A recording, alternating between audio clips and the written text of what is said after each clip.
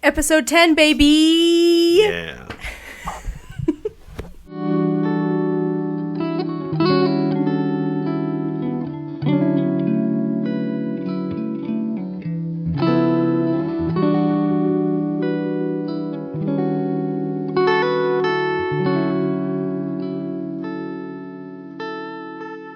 Hi, Austin. Hey, Hannah. How are you doing? I am doing good. Good. I don't know why I whispered that, but we're going to stick with it. Okay.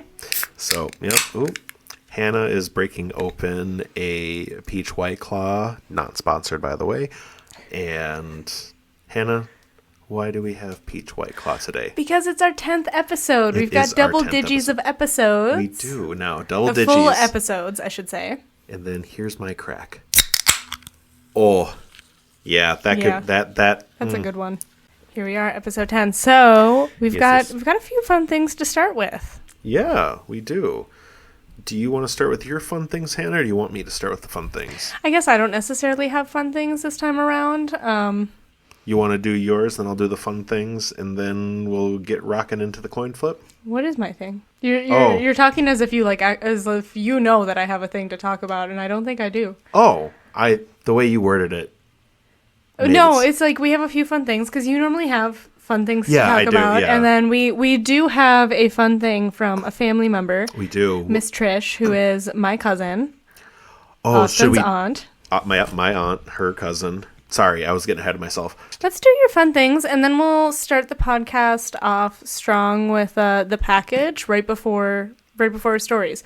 Though, I guess actually I do have something to point out. Okay. For episode 10, we decided to, try to do something a little different. But it really just turned into the two of us having stories that are like, what the fuck is going on? So that's what we have for you this time. You can't see it, but I'm nodding my head very rapidly because I know my story is just a big what the actual fuck is going on.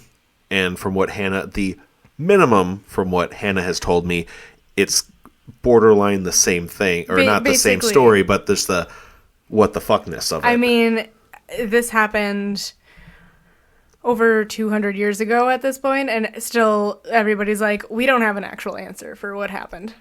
And then mine's over here only happening about 8 years ago. Oh no, it's fresh. It's fresh. Freshy fresh.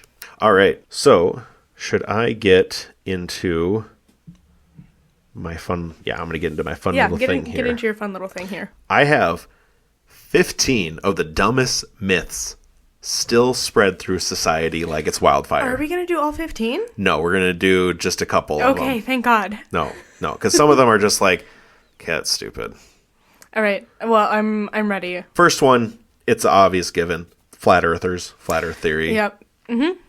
So another one is the Halloween candy hoax. You know, remember when you were a kid and your parents were like, we got to check your candy to make sure that there's no, like, razor blades or laced with anything, or there's marijuana gummies in there or anything like that. Well, I mean, there is an actual story about pixie sticks being laced that were handed out to kids. See, I've never heard of that story. I've actually heard the story a couple of times. Oh. So it's not... But I can guarantee you that people are not handing out their THC gummies to your kids. No. They're not or their do that. fentanyl or their opiums or Well, some anything. really fucked up people might. Maybe some. It's just, I mean, listen, we talk about dark things and dark people, so even if it's not as common as it may have been made out to be, it's still a thing. See? I learned something here. I did not know. But the main thing is just like the weed. Let's go down the list. Eating spiders in your sleep is false. Thank God. You actually do not eat spiders in your sleep. Spiders are too afraid to come near you. So don't worry about spiders. That didn't stop one from biting the shit out of my thigh. Okay, but did it go into your mouth? No. Okay, point made. Okay. Lightning never strikes in the same place twice. False. It's been proven many a times that it does strike in the same place. And it can strike in winter, too. Watch where you're pointing those fingers. Pew, pew. Okay, two more. Urinating on a jellyfish sting is going to get rid of the sting. No, it will not. It will only increase the pain more or do nothing. Rip to all the people who have been peed on. So I am not a medical professional, but if you get stung by a jellyfish, please seek out professional medical help. And then the last one is bats are blind. That is false as well. Bats have cute little tiny dark eyes. No, I knew that. Do people think that bats There's are blind? a lot of people because of the whole sonar thing. And also the phrase blind as a bat. Mm-hmm. Yeah, they got little eyes. They're just cute little All babies. bats can see. Some bats just have more poor eye vision, and that's especially at night, so they use sonar. I wish I could use sonar for my poor eye vision. Maybe an evolutionary trait. Maybe. I'll start working on it. Start working on the evolutionary trait. We'll be there in about 10,000 years or so. Yeah, it'll be fine. It'll be good. Those are my top picks from that 15 myth that society still believes, which I still can't believe some of these. That takes care of that. Yeah. Should we open the box? I think we should open the box. Yeah, open the box. Okay. Thank you, Trish. We're gonna open the box now. Open. I'm gonna slice it. And Hannah, you pull what's out, okay? Ooh, I'm down. Hear that? It's a package. That's the first package being opened on the Bleeding Grave podcast. It is. This is a monumentous moment. What do we got, Hannah? So far, paper. Just paper. Okay, Trish. So far, it's on point with Trish and comedy. Okay. Wow. There's one for each of us to open. Oh. Are these? Oh my gosh! These are so cool.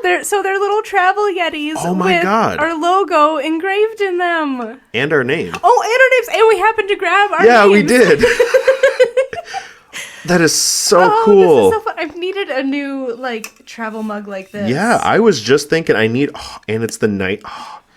Trish, you didn't have to. But this is thank you. Amazing. This is really sweet. Oh my gosh, how fun. We'll be posting what Trish got us on our social media so you guys can see it. Absolutely. And this is probably just the most awesome gift, and this is my new now coffee mug wherever I go. Yeah, absolutely. I've been needing a new coffee mug, so I stopped going to Caribou. That's unfortunate. I still go. Oh, I still go once in a while, but I need to save money. Man, it's expensive. But these are awesome. Oh my goodness. Love this. We're just pulling all the stuff out of the stickers, and we're just... Thank you so much, Trish. Yes, thank you, Trish. Trish will probably be coming on an episode sooner rather than later as well, and join in on the banter and maybe research a story herself. So yeah, we'll see what happens. That's so nice. Thank you so much. Yeah. Oh, also, I wanted to ask you real quick, what did you think of the elevator music I found? Oh my God. The elevator music sent me. I just died laughing. Especially with how many times I had to use it. Oh my God, it killed me. Oh my God. It was perfect. I felt there was the most perfect one I thought was, go get your daughter. Ash, come here. Do, do, do, do, do, do. And I'm like... I thought it was good. I was really happy. That was a free sound I found, and I was like, done. We're using it. Done. And no cats were harmed in the making of that podcast. No, none. She was just moved gently to the other room. Oh, actually, I do have one more thing to announce. Oh, okay. Our second Tangent Tuesday on Patreon came out today. Yes, today. And also, I want to shout out, we have 2 subscribers. So we've had one for a while, since basically the day we actually put the Patreon up. Mm-hmm. But that's because he lives with me and has kind of an insider knowledge and is also dating me. But thank you, Christian, for being our first subscriber. Hey, Christian's name is said for the first time on the podcast. Right, for the first time ever, sure. He's been brought up a couple times. I thought it was just a significant other or boyfriend. I think I've said his name. But anyway, yep. We have a new subscriber who is our friend Erica. Shout out to Erica. Thanks, girl. Yes, thank you for subscribing. Just friendly reminder that we do have a Patreon open. Currently, there is one subscription level at $3. And that is just going to be some extra content like Tangent Tuesday. And we're probably going to add some more to that eventually. But right now we're doing Tangent Tuesday. And we're going to try to start getting some extra just like text posts or pictures or whatever up in between that as well. So, yeah, that's that. I did have things to say, but my mind was blank when we started recording. It wasn't until we got the ball rolling. Yeah. But, that's sometimes all you need.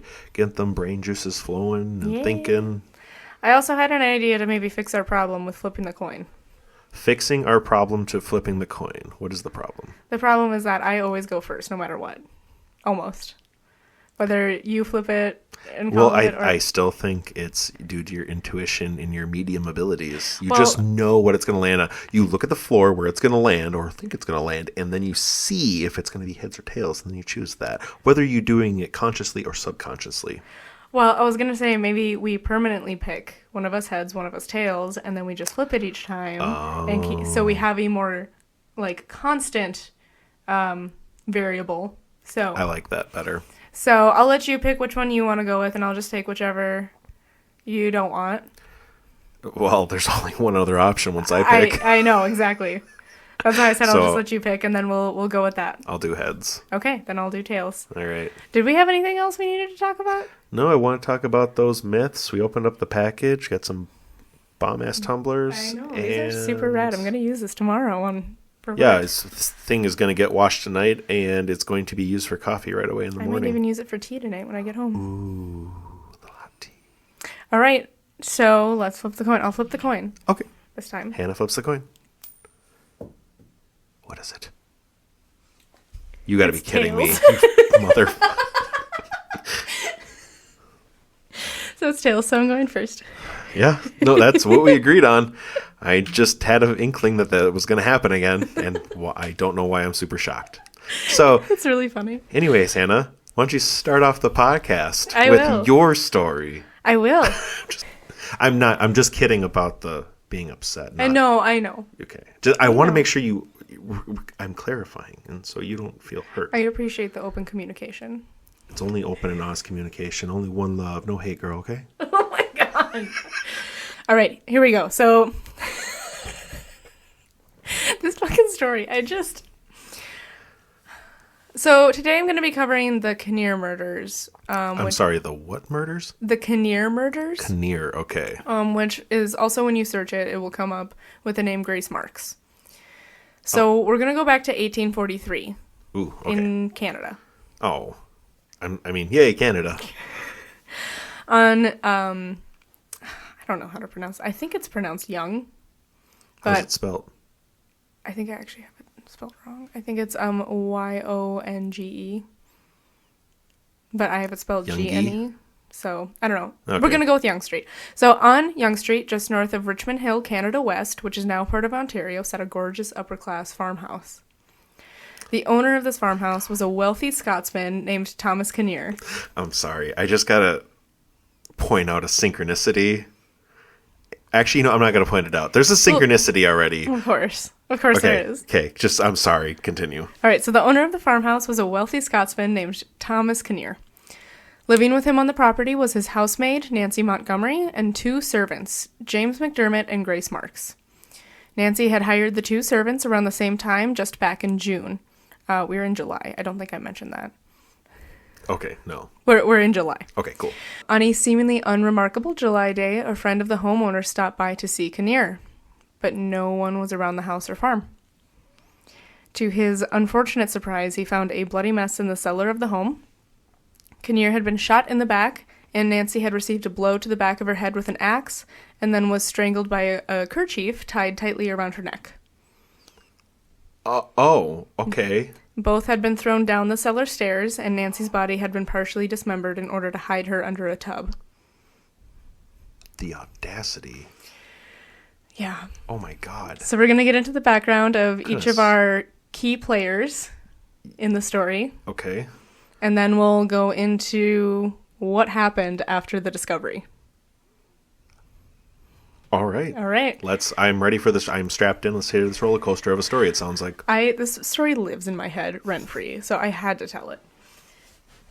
So, Thomas Kinnear was a lawyer that had immigrated to Canada from Scotland. He was unmarried and known to enjoy his time spent with the ladies. Okay, I see you. He was also described as a liberal man at the time. Take that as you will. Nancy Montgomery.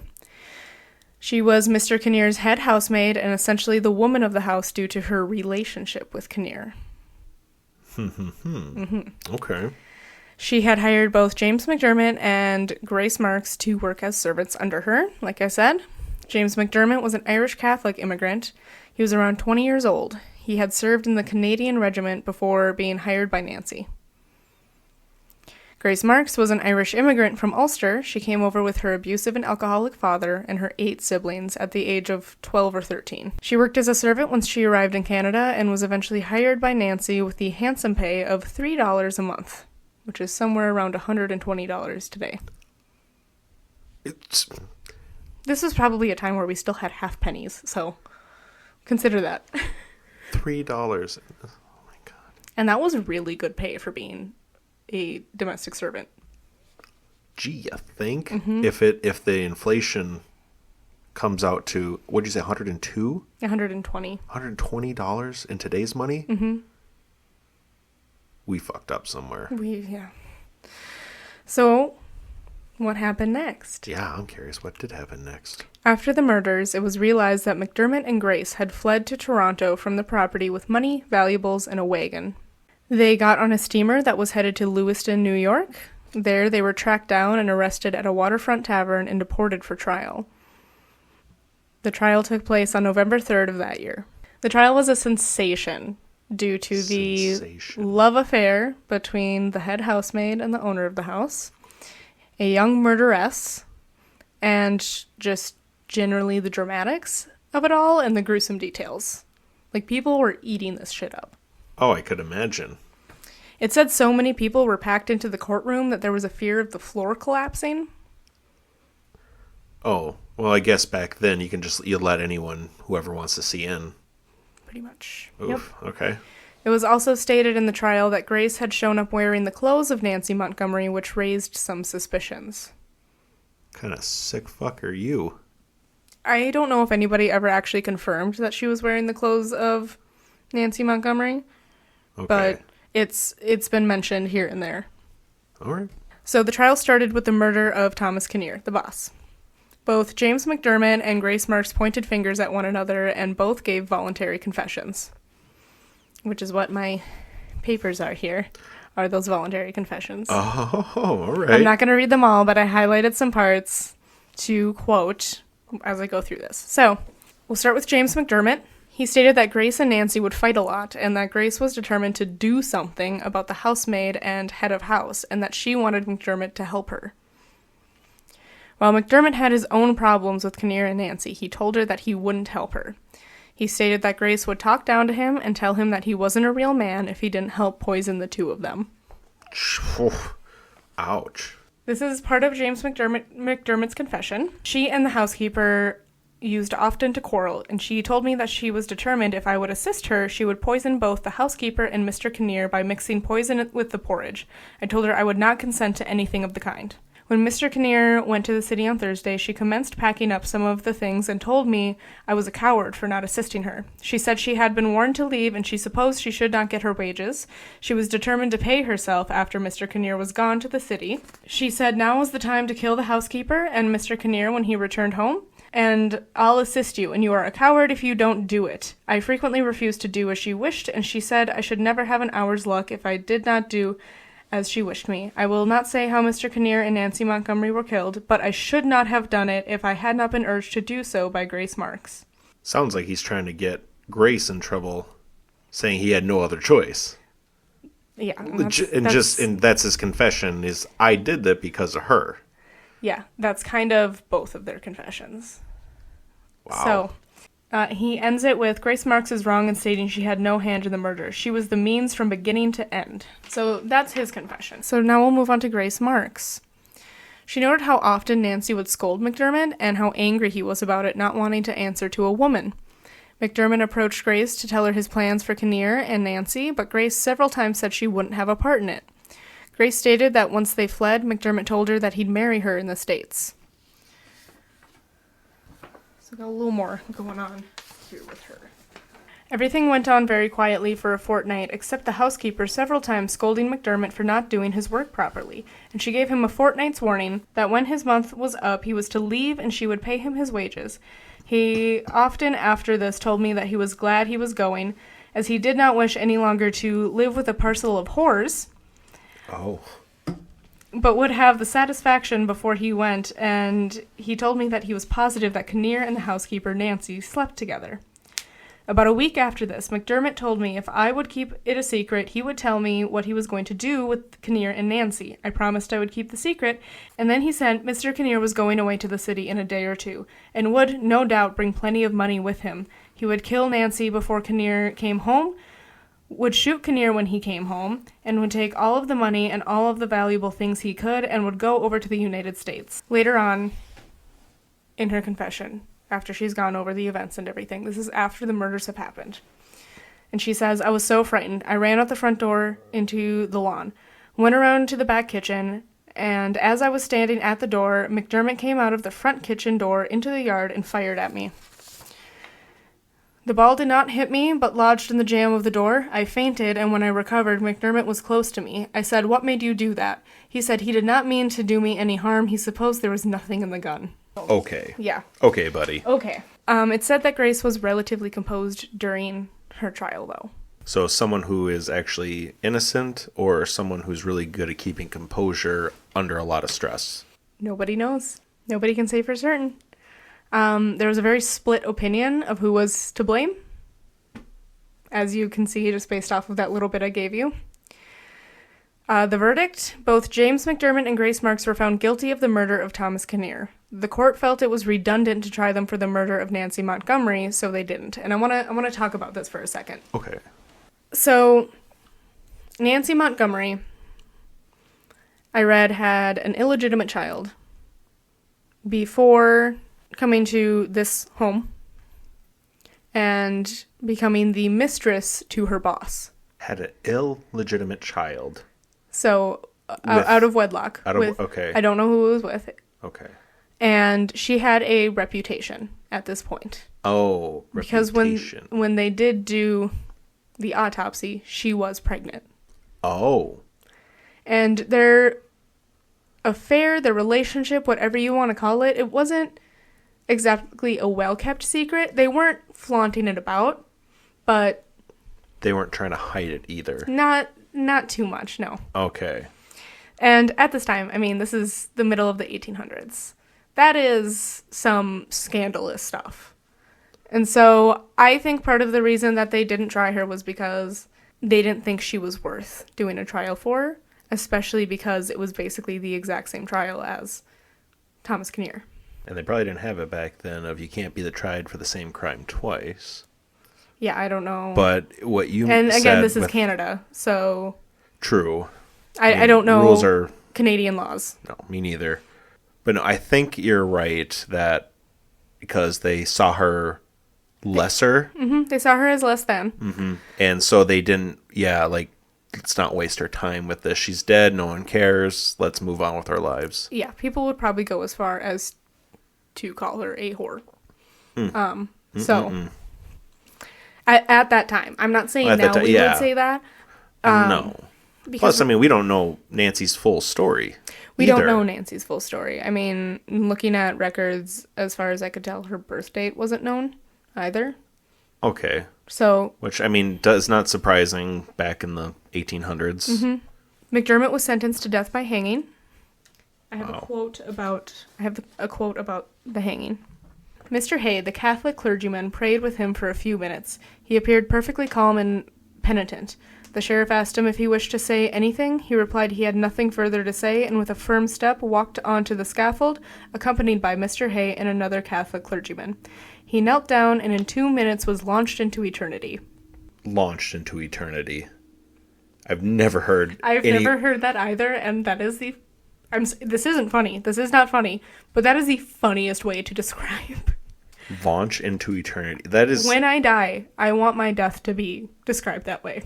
She was launched into eternity. Well, you'd have to be hung then. Not necessarily. My soul is being launched into eternity. You know what? Eternity. If you're going to get cremated, can I take your urn and then put it in a little catapult and then just go pew? It'll be wrapped up and it'll be fine. I'll consider it. Okay. I think that'd be fun. And then one last little thing. It is understood that a cast of the head is to be taken and the body dissected. In reference to McDermott. So that was his hanging. That was his punishment for this crime. Like I said, Grace was also convicted of the murder.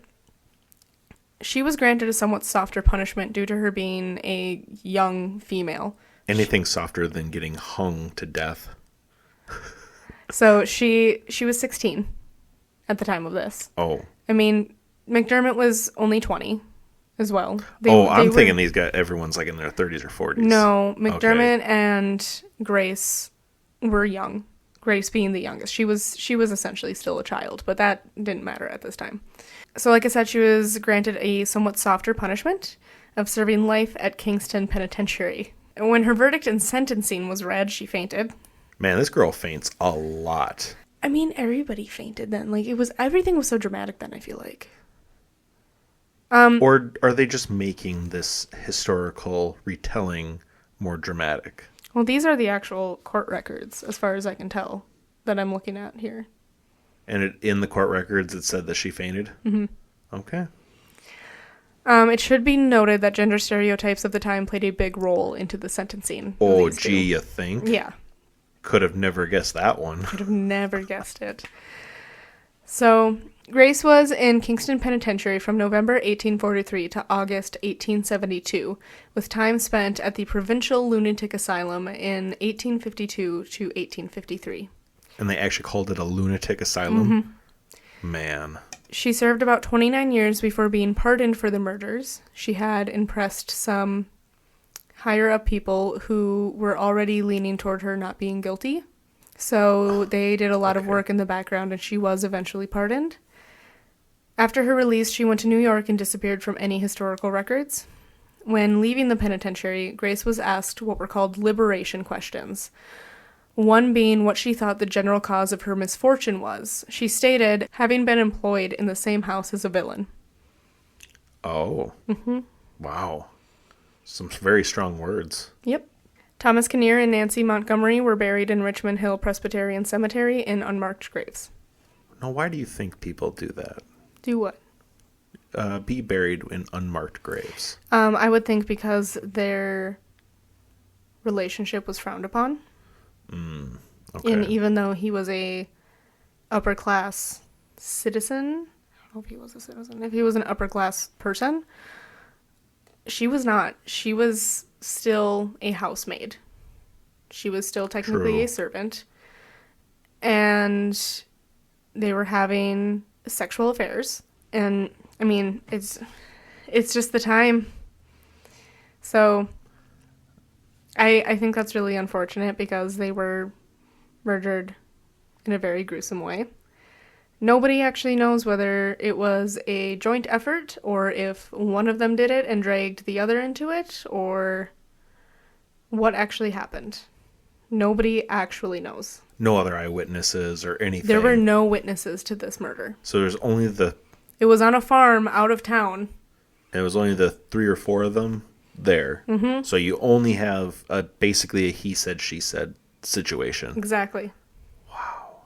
Of 2 young people. He was expected to be, I guess you could say, more mature because he was a man and he had served in the military and all of this 20. stuff. Yep. I know. But he was 20. And that's part of the gender stereotypes that play into this. Not just Grace being seen as a fragile young girl, but him being seen as older than he was. Or them assuming... Portrayed older than he actually is. Yeah, essentially. Older and more There were mature. expectations of him that were somewhat beyond his years. Mm-hmm. He was an adult, yes, but, I mean... We're not that far from 20. Hey, I'm 29. You are 29. And I still don't feel like I'm mature. Exactly. And I'll be 30 this year. Exactly. And I still don't feel like... And again, the same goes for Grace. She was 16, and at 16, we thought we were on top of the world. Yes, we did. And cringy. With her being a female, she was thought to be very easily manipulated, which can be very true at that age. There's just a lot missing from it because... There's a ton of information because the kind missing. of understanding that we have about these types of things is so beyond what they had in the 1840s. Oh, yeah. It was a completely different world. And yeah, it was just, I don't know, it's crazy. But what do you think? What do you think happened? Because that's kind of what I wanted to end this on, was what do you think? I think she did it. And she's just trying to play it off as she didn't, having to work in the same house as a villain. Mm-hmm. I feel like anyone could say that. Yeah. I feel like potentially but she could have. Here's the thing. If she was fighting with Nancy, who is the villain she's referring to? Is she actually referring to McDermott? Or is she referring to Nancy, who she probably feels drove her to those actions, if she did do it? Or drove both of them, if they did it together? Because I know McDermott said that she specifically tied the handkerchief around Nancy's neck. Meanwhile, in her story, he asked for it. Yeah, no, that's... Because these confessions are, especially Grace's. Grace's is lengthy. Yo, yeah, I could see that from when it was on the floor. Yeah, but both of them are pretty lengthy and cover pretty much everything. But again, it was a he said, she said. They were pointing fingers at each other. Or are they teamed up in this so much that they agree to make it as complicated as possible, even though it's pretty much straightforward. And they were going to see what happens.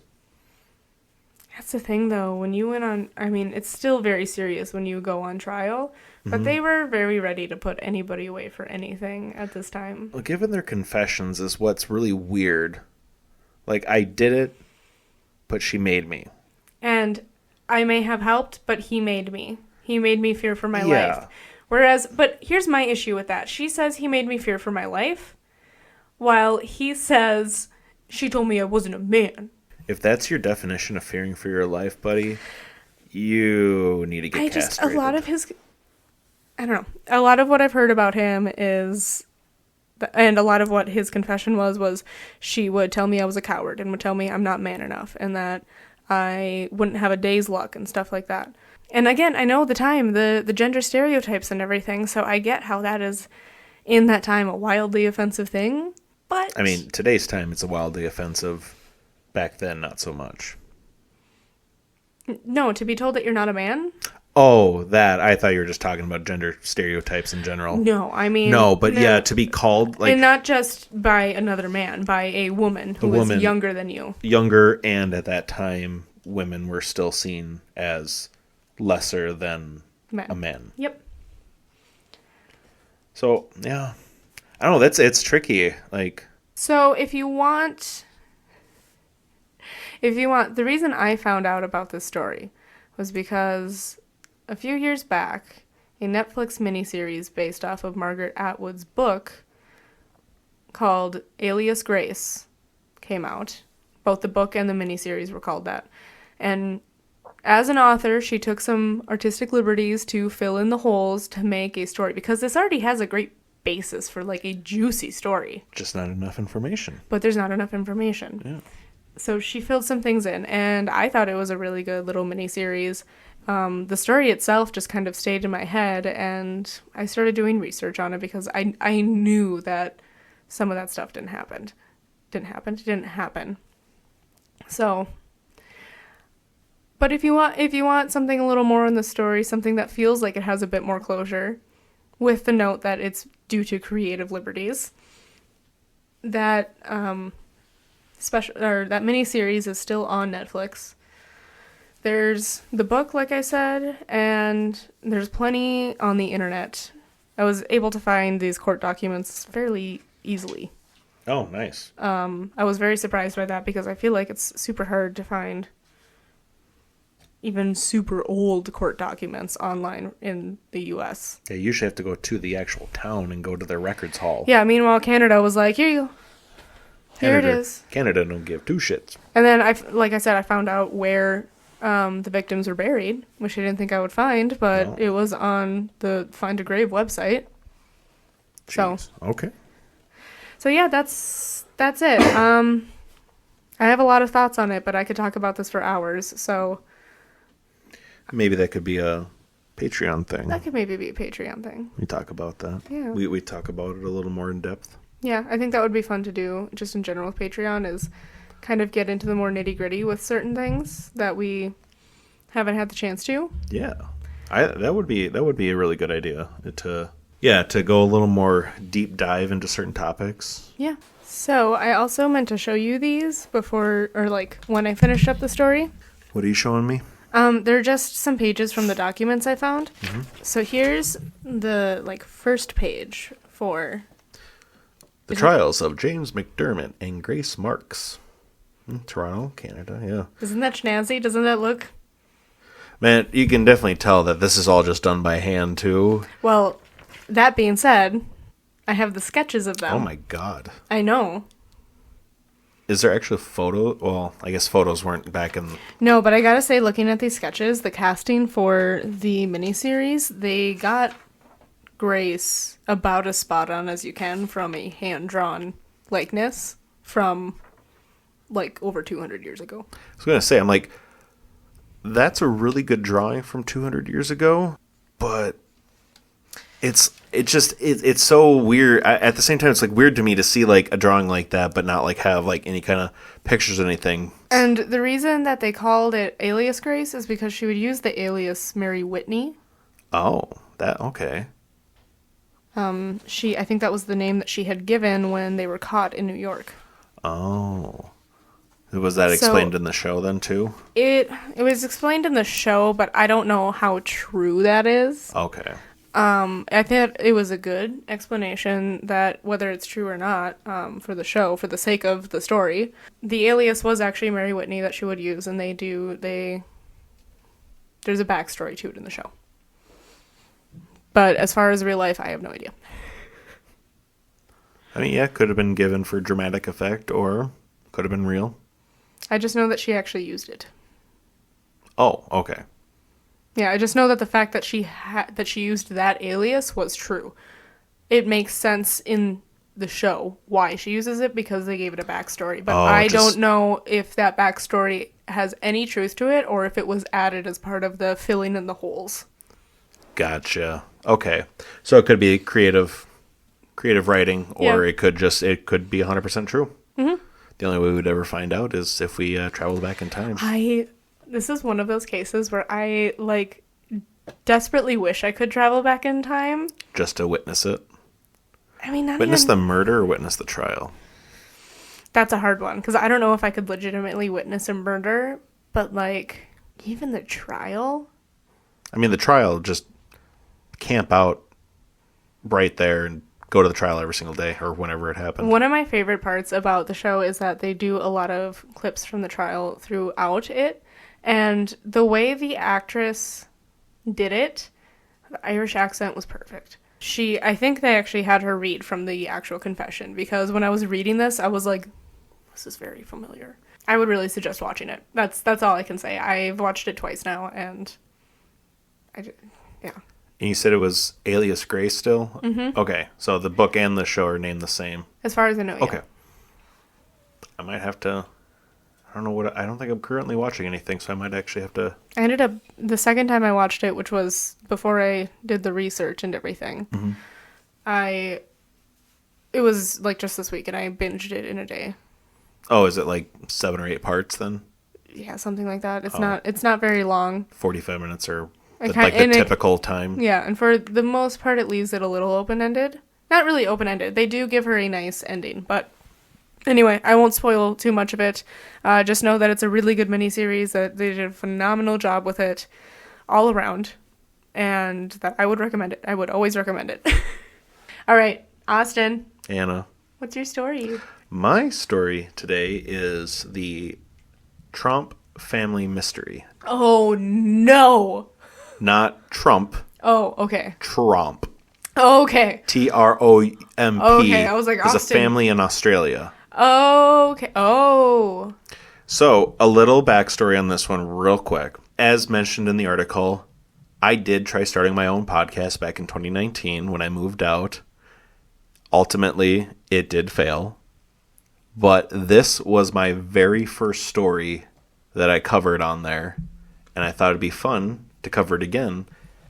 And it worked out well for this episode as well, for the weird and the what the fuck. Yeah, just the like, what is going on? We don't have answers. Exactly. And we want answers. And this one tracks right up that alley. They're my answers and I want them now. I feel like I've heard that somewhere before. So you will be left again with many unanswered questions. Perfect. We are leaving you all to stay awake at night thinking these things over. Exactly. So this story follows 5 individuals: Mark and his wife Jacoba, who are 51 and 53, Rihanna, their oldest daughter, who's 29, Mitchell, their middle son, who's 25, and Ella, who is their youngest daughter at 22. They all lived under one roof on a family farm out in more, what do you call it? It's like the outskirts of Sydney is where this farm would be. And on that farm as well, they owned a earth-moving business. And everything seemed perfect for them. I mean, what else could you ask for? You got all your kids working together, everyone's making a good life for themselves. Everything's fun. Until the morning of August 29th in 2016. The entire Tromp family decided to jump into Ella's car and speed away. One neighbor even said he saw the car speeding away, and you'd think that they were being chased by something. So, that same neighbor called the police to come and check on the Tromp home. When police arrived, the door was just left open. And when they started looking around, yelling out if anyone was home, the police came across everything in the home had been thrown or knocked over like someone was looking for something, and frantically.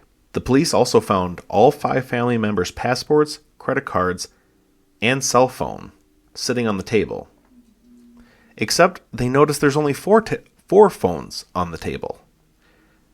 It was almost as if they didn't want to be found and they were going off the grid. But why? But the next morning, Ella returned home to find police all over the property. I want to just also note that she drove home in a stolen vehicle.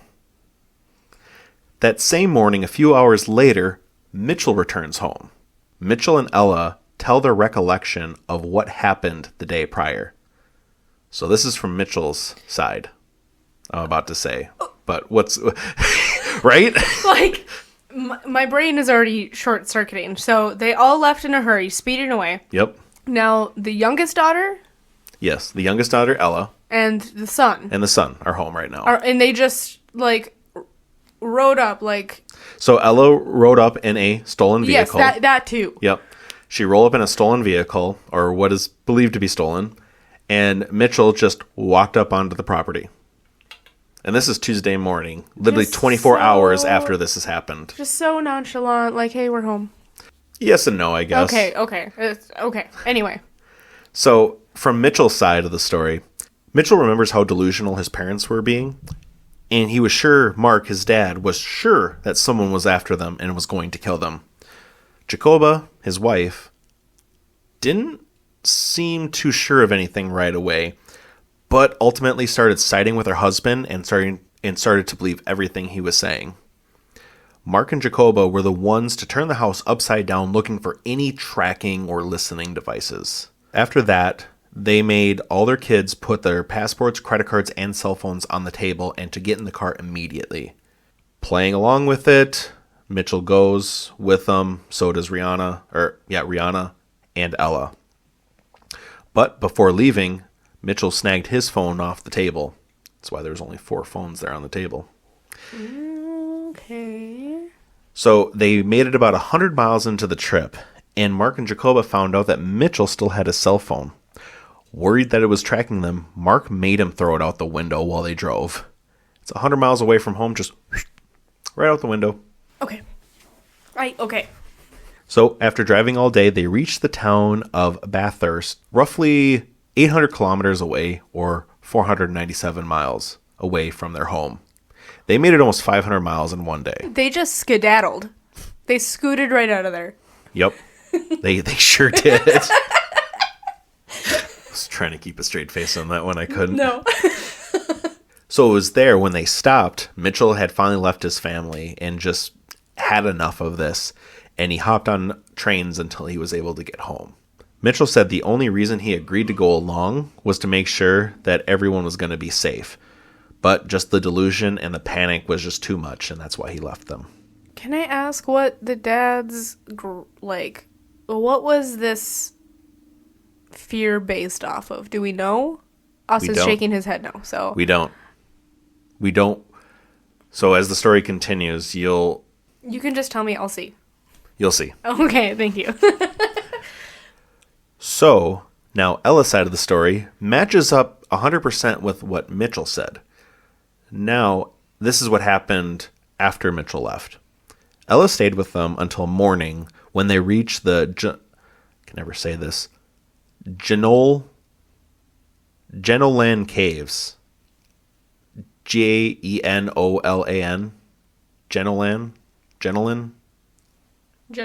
Genolan Caves. It's a caves. Oh, They're there's no D, yeah.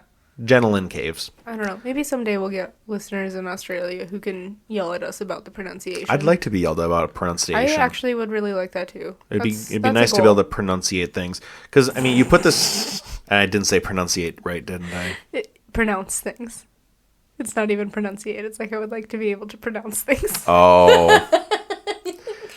Here I am. I'm just here, man. Okay. That's okay. Go ahead. So while at the caves, Ella and her sister Rihanna found a car to use, that means steal, to get back home. They both thought the way that their parents was acting was crazy and they just needed to get away, and Ella needed to get back to her livestock at the farm.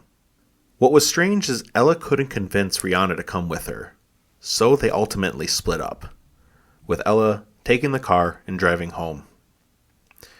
They both did say their parents were acting a bit strange weeks leading up to the road trip, is what they're calling it. I would not call this a road trip. That's what they called it. And every single piece of, every single article I read, it was all called a road trip.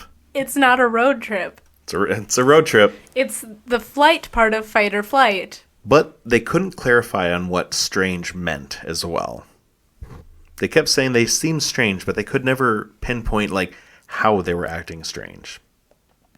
Like, they couldn't give examples? They couldn't clarify, and they couldn't give examples. Or they couldn't agree on how they were acting strange? That too, yeah. They couldn't, the Mitchell and Ella couldn't agree on how they were acting strange. They couldn't really give any examples or to clarify, like, were they super aggressive? They were just strange. They started flipping upside the house and trying to find tracking devices and listening devices. We didn't really know what to do. Is that not your, like, normal weekend activity to tear your house apart looking for tracking devices? Not in my normality. Okay. Well, is that what you did before you moved into your new apartment? No, it's not. Okay. I don't think I'm worthy of tracking. I don't think anybody wants to track me, if we're being honest. Same. That's a good thing, though. Yeah, I'll take it. I'll take that kind of piece. I mean, you already got a boo, so you don't need no one tracking you. No. No, because if they're tracking me, they're tracking him at this point, and they're going to get a rude awakening. Oh my god, are they? Oh. All right. So after telling the police their side of the story and the accounts of what had happened, with this information, police sent out a bulletin on Mark and Jacoba with their descriptions and their last known location, which was at the caves. As well, police noted that Mitchell and Ella were seemingly unaffected by this sudden mental breakdown their parents were having. They even brought in a mental health officer to evaluate them both. What did he say? Cleared them both. And Mitchell and Ella, they seemed to be very unaffected by this. Unaffected? But why? Well, they probably see the paranoia and they don't think that anyone's after them. I guess, but to have your parents just kind of like... I mean, yeah. I mean, they're to literally adult children. Suddenly turn everything upside down and pack their adult children up to go over 400 miles away to some caves. Why are we at caves, too? That's what I want to know. I love caves, but why are we there? I will say that it was just one stop that they made. Oh, it was just... Oh, yeah, because they were in a road trip and they were sightseeing. Yeah. Because people were after them. Yeah. Obviously. Sorry. You're good. Took me a minute to get there. No, you're good. I'm pretty sure that anyone listening right now, too, is just is confused because, I mean, I tried my damnedest to, like, put this in, like, good, almost chronological order, but keeping with the continuity of, like, what the fuck is going on. Yeah. So it's how a lot of the articles are written, because this is how a lot of the events came out like this. Got it. I understand that. That's how it is researching, like, my ghosty stories and stuff. So you try to find all the little bits and pieces, and then you try to put it all together. Because, like I said, this is a weird one. And try to make it make sense. And you try to make it make sense. So that was on Tuesday. Fast forward to Wednesday. While at home, Mitchell and Ella get a phone call from a hospital saying that they have a family member whose emergency contact was this number, and they were admitted to the psychiatric ward. Any guesses who it is? The parents? Nope. The older daughter? Yeah, it was Rihanna. Oh. She was found in the back of a pickup truck almost an hour away from where her and Ella split up at the caves. Where was she going? Just anywhere away from mom and dad? Apparently, it's still. So the owner of the owner of the truck called the cops when he found her, and it scared the living shit out of him. He looked back in his rearview mirror, and he just sees two legs stretched out in the back of his pickup. Oh. So when the cops actually get there and they open up the tailgate, they can only describe Rihanna as in a catatonic-like state. She doesn't know who she is. She doesn't know where she is, or that's what she was claiming. But given this... Do you want to check on your daughter? I'm super invested, but she's making a lot of noise.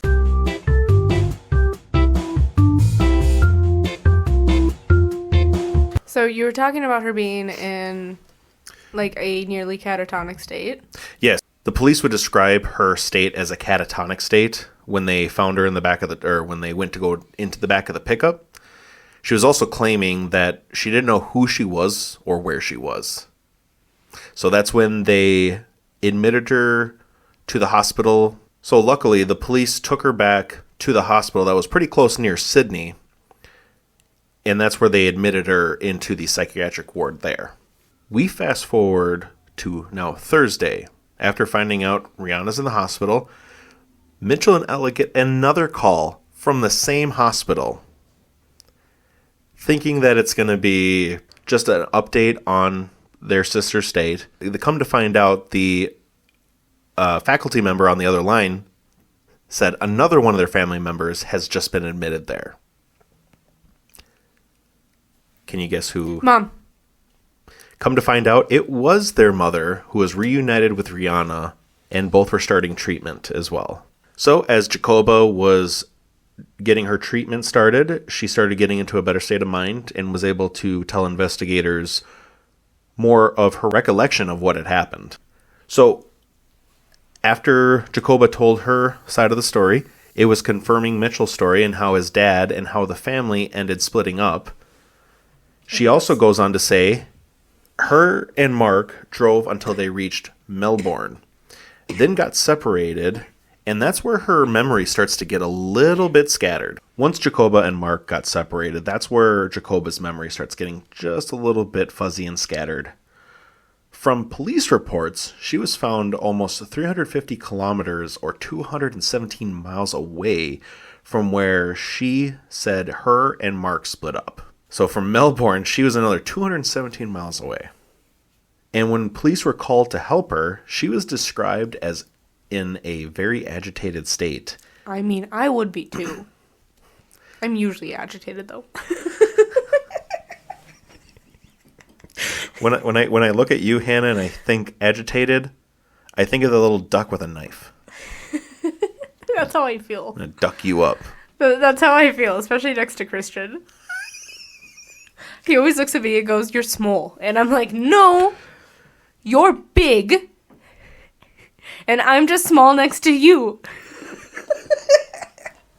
I got nothing. Because I am taller than most women that I know. You are. So, I mean, because you're the same height as me. I'm like a very average, bordering, barely above average height for women. Women, I'd say so.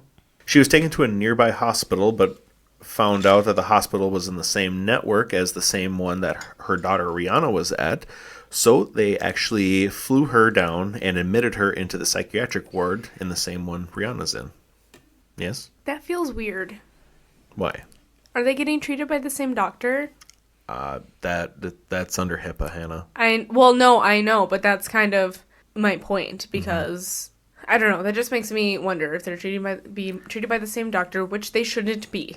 Well, yeah, no, and I don't think they would, because I feel like Australia's medical system is very far in advanced, even. Yeah, I don't know. I just never heard of something like that before. Mm-hmm.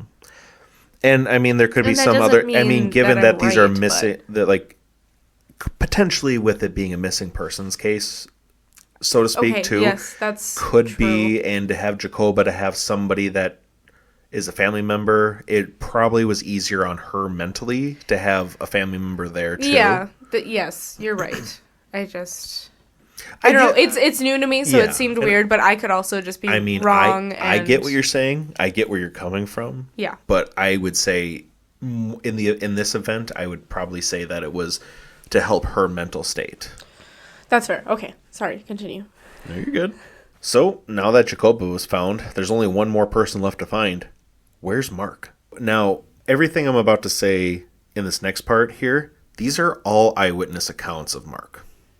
This is nothing from him or anybody else. Is he found in the woods?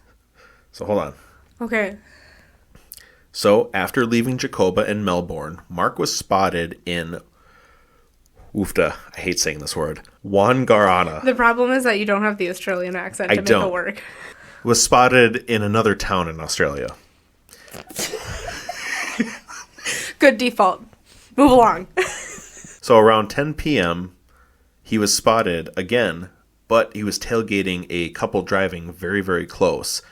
The man driving in front of Mark said Mark was so close to him, he couldn't even see his headlights anymore. So the guy pulls off to the side of the road, just thinking that he wanted to get past. As he pulled off to the side of the road, so did Mark. The two get out of their cars. No. They stare at each other what seems to be for like 5 minutes. Absolutely not. But then Mark suddenly sprinted towards the man. No, he did not, Mark. But then stopped, stared at him again. Stop it. And then before running off into a nearby park and vanishing. What? This is a nightmare. That's nightmare fuel. Oh my god. At 10 p.m., this whatever deranged god man, is out there, don't let my trazodone dream that tonight. Because that sounds like exactly the thing my brain would pick up, and trazodone would go, let's elaborate. I'm sorry if that gives you nightmares tonight. Oh my god. So now we're going to fast forward to Friday. Ella and Mitchell made a very emotional appearance on the news. Just keep going. So, we're just going to move on from that. I mean, there's really nothing else to say on that one, because it was all eyewitness accounts, and that was what they got from the guy that Mark was tailgating. Yeah. Oh, man. Okay. Like I said, there's a lot of... I've given you so many questions and almost no answers. It looks like our Q&As and polls on Spotify. Wow. Burn on us. That's a good one, though. It was. Hey, if you can't laugh and roast yourself, are you even living? Like, we're just here having fun, obviously. Yeah, okay, move along. Next day, or whatever day it is. So on Friday, Ella and Mitchell made a very emotional appearance on the news, asking for anyone who knows where their dad is, and they need to be contacted by the police immediately. Also, Mitchell stated, "Dad, if you're watching this, please come home. We just want you to be safe." Now, after almost a full day of nothing, we're here now on Saturday morning. This is 6 days after this confusing madness started. So, on September 3rd, Mark was finally found wandering on the side of the road near the Wangaratta airport. He was evaluated by a local mental health officer and released into the custody of his brother, who happened to be a police officer. Little side note, as they were driving away, Mark was being seen in the back of the squad car flipping off the media and news reporters. Nice. So, once the family was reunited and everyone was in a better mental state, they were all interviewed. All their stories lined up, basically to a T. But for Rihanna and Jacoba, their stories were a little fuzzy when they were on their own, probably due to the immense mental stress that they were both under. Police were never able to identify if anyone was actually after them or made any kind of threats against the family of any kind. Many drug tests were done in their systems, and no drugs were found. And as well, a couple theories claim that the family was in a cult or an extreme religious group, which was found to be false as well. Mitchell and Ella both told police and reporters it's hard to explain, and that they've never seen anything like this before. Is one of the theories aliens? Because... There is actually no theories of aliens in this at all. How? Oh my god. Yeah, no one thought of aliens. I would think that would be one of the main, conspiracy theories about it, as aliens. No aliens. Mainly because everyone's story lines up and to only have two of them. Two of them who were abducted by aliens, man. Okay, I'm with you now. You make a good point. They're fuzzy. They were both found in weird places. Maybe they saw aliens and thought that they were running from them. Oh, maybe. And I'm just laughing because of course this is where I went. Maybe yeah, and two of them got abducted and nobody wants to say anything because they're like, either way we're going to be looked at as crazy. At least we won't be those alien people. I mean, also if I was Jacoba and got abducted by aliens, I'd be probably in an agitated stew if I got probed. I'm just saying, I'm not saying that's what I think it is, because I just came up with that on the spot. I'm just one of those people that's like, what's the most out there explanation? But I feel like aliens would be a good theory because of the fuzziness. Mm-hmm. But at the same time, I just feel like with all that mental stress, I'm like, oh, it's gotta be that mental stress. But think about the mental stress that would come with being abducted by aliens. Okay. And how often do people not fully remember their abductions? It's true. I'm just saying, it has a lot of similarities to a lot of abduction stories. I'm not saying it's aliens. I'm just surprised that that's not one of the theories. Yeah, because I think you're right. Because I think a lot of aliens is the go-to conspiracy theory. Yeah. Many professionals in the mental health field have studied this bizarre case, and a lot of them agree that this seems to be a family breakdown, and the paranoia was fueled by one another. This is sometimes referred to as folie à deux, which means the madness of two in French. What if, okay, so they all live and work together. What if they're enmeshed? Enmeshment is a serious thing between, especially adult. I mean, you gotta explain that one to me. I'm not very familiar. Enmeshment is the moms that when their son gets a girlfriend and gets engaged and gets married is almost acts like she has some right over her son as his mother, and well, he's my boy, and it's those really weird relationships. They're enmeshed. Their lives are got put it. Okay. Together. Yeah. Okay. Yeah, and it can be one-sided or two-sided or five. Well, five-sided, yeah. There's five of them. I'm saying they work together. Do any of the kids have relationships? Are in relationships? It didn't go into their personal lives. I'm just. But I mean, it's a valid question. Yeah. So it's a very valid question. Sorry, I keep interrupting you and going on all these tangents. You're good. I should probably let you to get to what the theories are before I even do this. Many psychologists believe that it was mainly Mark and Jacoba who were the ones experiencing the folie à deux. While the kids seemed to be unaffected by this, except for Rihanna, we don't know if she had some type of prior disorder or if being on her own brought her to that catatonic-like state that she was found in. Enmeshment. There are many theories out there as to why the Tromp family just up and fled, and some don't buy into the whole madness theory. And then, like you said at the end of yours, what do you think? Because I said the other synchronicity, there was two synchronicities I found, was the whole farm. Okay. And then, what do you think? Okay. Or what do you believe? I with the information I have, and assuming, because we did not hear much about their social lives. No. And people thought that they were in a cult, which does not necessarily mean that they were in a cult. But families that are, like, in that unhealthy, like, close way, they tend to act culty. They're weird. Something's off with them, right? Okay. And if it was really that severe, I mean, even if it was the parents that mostly shared the paranoia, Yeah. the kids are very, like, tightly wrapped up in all of that. True, and I guess And Rihanna being the old, who's been with them the longest, could be the most enmeshed of them all. absolutely. You know that? I mean, it would explain a lot. Yeah, I mean that one just tracks for me. Yeah, that one seems that one seems more likely than aliens. That seems like the most logical. Like, I love your alien theory, which would make a lot of sense too, in that aspect. Yeah, if we were to go down that rabbit hole of aliens are real. Right. So what if so Oh, aliens are real.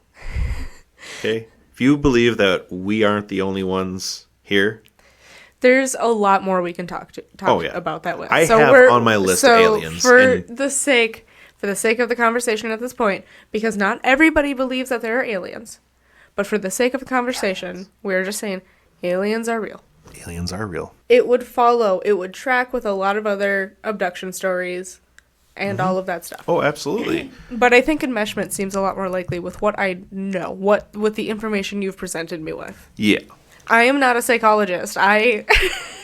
No. Hannah just does a lot of research. Yeah, I am a dweeb that just reads about a lot of stuff for no reason in particular. And also, if you listen to Two Hot Takes, they talk about enmeshment a lot. So you have a very good grasp on enmeshment. Yeah, I think it's not a hard one to grasp. It's just kind of learning the patterns that make you, like... It's kind of how when you start healing and learning red flags, you can start to pick up on it in other places of the world, and... Not the world, but, like, just in life. When you're, like, reading articles, when you're reading books, when you're reading... Or, like, watching movies, or documentaries, or stuff like that. You start to see that kind of stuff. Okay. I can see that. You just see the patterns, I guess Yeah. I'm trying to say. Yeah, I feel like that's what a lot of psychology majors, what their training is just looking out for those behaviors and analyzing that person. Yeah, exactly. So if I was to approach it from the, like, okay, we're going completely logical, right? Something that's based in science. That's what I would go with. You know, and I would agree with you on that one. Like, I didn't think of that one. And I was kind of just leaving this at, like, a face value, just kind of trying to keep a very open mind on it and see. Asked me. I wanted your theories. And I mean, you seem to really like my theories, and I just think about stuff too much. don't we all? Or don't we both? But, like, not in I mean, yes, it's overthinking, but it's like when you kind of go down a rabbit hole on something. Yeah. It's like I gain the facts, and then I go down my own rabbit hole in my head. Oh, yeah. Like, there's been plenty of 2 a.m. mornings, or late nights, anyways, of just on the interwebs, searching up one thing, leading to another, and it's like, whoa! You gotta slow down a bit. Because my mind never stops. So I try to think about things that interest me, and it's like, okay, that's like an interesting dynamic. And I'm not saying it in a good way because it's severely not healthy. But it's like, okay, but why? How did we get here? It's kind of the same thing with, like, serial killers. It's like, why? Why did you do it? Why did you do it? How did you get to this point? Like, oh, what, man. what happened? What were you thinking? What were you feeling? I would love to, like, be a part or just witness an interview of a caught serial killer saying why they did it. The closest we've come is Jeffrey Dahmer. Yeah, that's what I was gonna say. Like, he was gonna spill everything until he was killed in prison.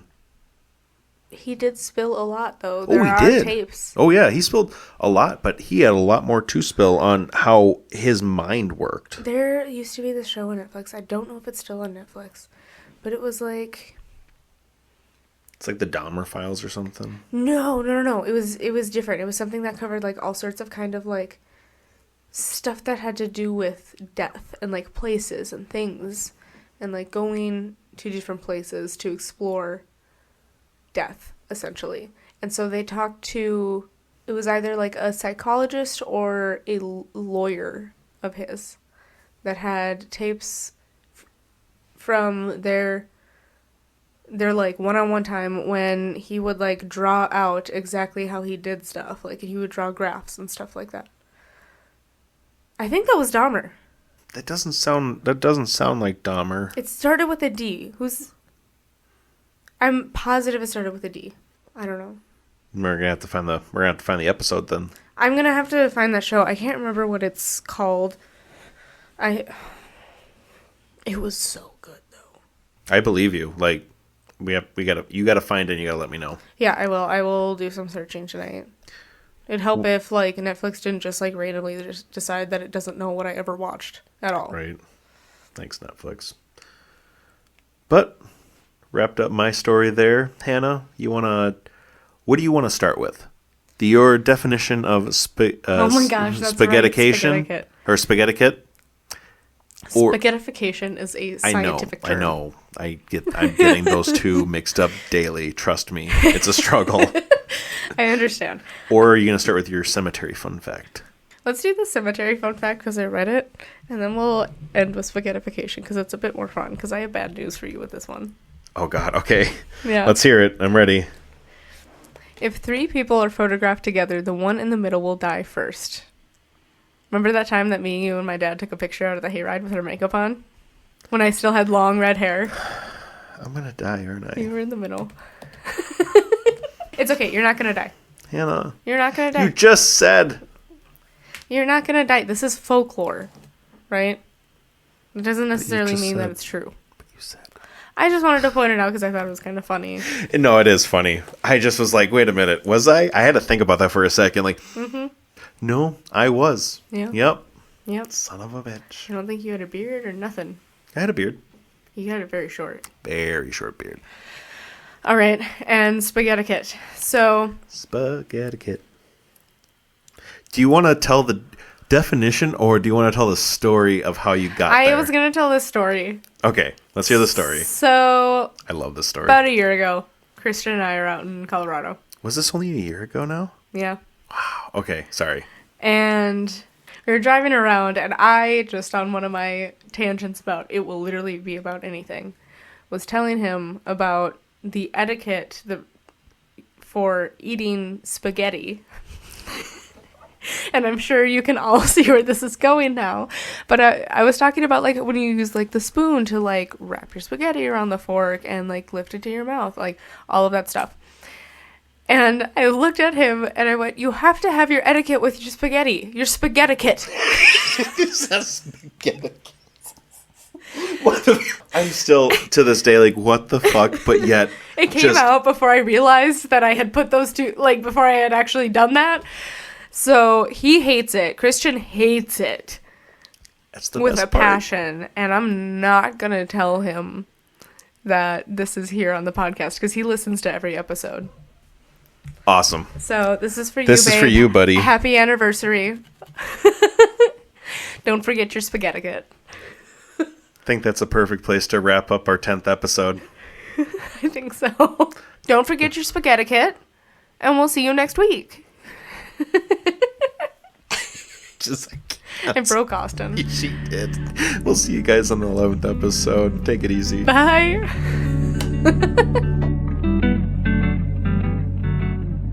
The Bleeding Grave is hosted by Hannah Slavic and Austin Wenger. Music by Hannah Slavic.